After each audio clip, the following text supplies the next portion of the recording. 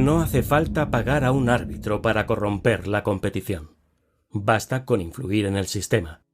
Hoy muchos aficionados siguen creyendo que para comprar a un colegiado hay que entregarle un sobre, como se hacía antaño.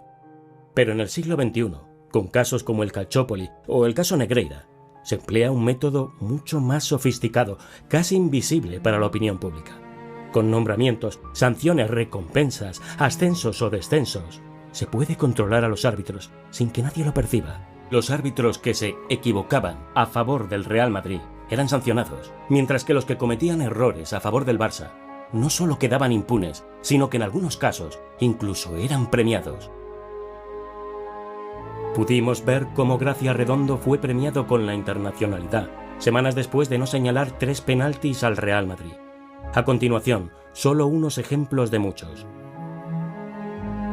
El árbitro Tristante Oliva señaló un polémico penalti de Marchena sobre Raúl. Al final de la temporada fue expulsado del sistema. Al año siguiente fue delegado del campo del Murcia. El mensaje a los árbitros fue claro. El árbitro Mejuto González pitó un penalti sobre todo fuera del área a favor del Barça contra el Atlético de Madrid, con 0-1 a favor de los rojiblancos. No fue sancionado por el Comité Técnico de Árbitros. Rodríguez Santiago concedió un gol de Messi con la mano en la penúltima jornada de Liga. Con ese gol, el Barça era virtualmente campeón de Liga. Pocos días después, el colegiado fue designado por el Comité Técnico de Árbitros para arbitrar la final de la Copa del Rey. Clos Gómez anuló 3 goles legales al Real Madrid y expulsó muy rigurosamente a Van Nistelrooy ante el Atleti. Menos de 3 meses después fue nombrado internacional. También volvió a ser convocado para el siguiente derbi en el Calderón. Pérez Burrul la lió en el Bernabéu. No señaló 2 posibles penaltis sobre Juanfran, que entonces jugaba en Osasuna. El árbitro fue sancionado varios partidos. Teixeira Vitiene sacó 2 amarillas a Busquets, pero no le expulsó. Manipuló el acta del partido. No fue sancionado por el Comité Técnico de Árbitros. La temporada siguiente, el mismo árbitro permitió que el Barcelona empezara el partido con más de 50 minutos de retraso, a pesar de que el reglamento lo considera una incomparecencia con pérdida de los 3 puntos. El árbitro fue premiado para oficiar el siguiente clásico de Copa del Rey. El árbitro Parada Romero se retiró del arbitraje presionado por el CTA por no expulsar a Mourinho, entonces entrenador de los blancos. En la primera vuelta el mismo árbitro expulsó a 3 jugadores del Madrid en el mismo partido, pero no hubo presiones. El árbitro Muñiz Fernández fue duramente criticado públicamente por Sánchez Arminio, entonces presidente del CTA, por conceder un polémico penalti a favor del Real Madrid. El árbitro fue sancionado con la nevera y descendió al final de la misma temporada. Quizá quien mejor tiene que decirlo es él. No sé cómo se encuentra, si ha tenido algún problema familiar, una cosa donde él, bueno, pues a lo mejor no estaba en el momento propicio, ¿no? De Burgos Bengoechea arbitró el clásico de la Supercopa en 2017. Se inventó un penalti tras una simulación de Luis Suárez y expulsó a Cristiano tras una falta de Umtiti. Unos meses después, el Comité Técnico de Árbitros le concedió la internacionalidad.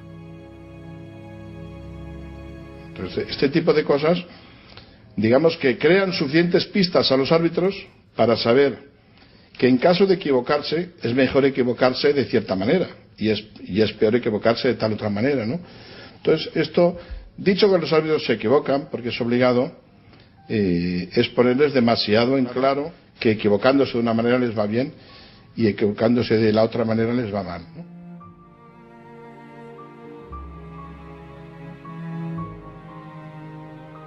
Cada semana, o cada 15 días, José María Enríquez Negreira firmaba lo que hoy se conoce como el índice corrector, también llamado índice corruptor.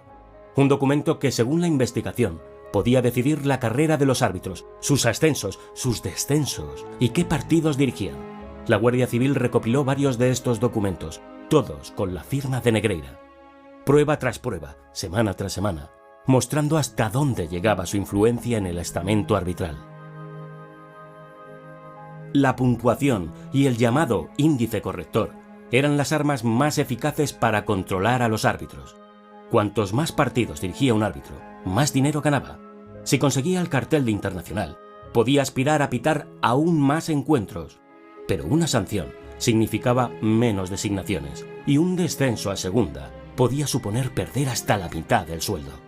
En una entrevista de 2023 en Marca, Iturralde González explicaba sin querer el método. El dinero te quita independencia. ¿Por qué? En mi época, cuando no arbitrabas por tanto dinero, era como una universidad. Desde arriba te decían que era amarilla o falta, y tú podías discutirlo. Se discutían ideas.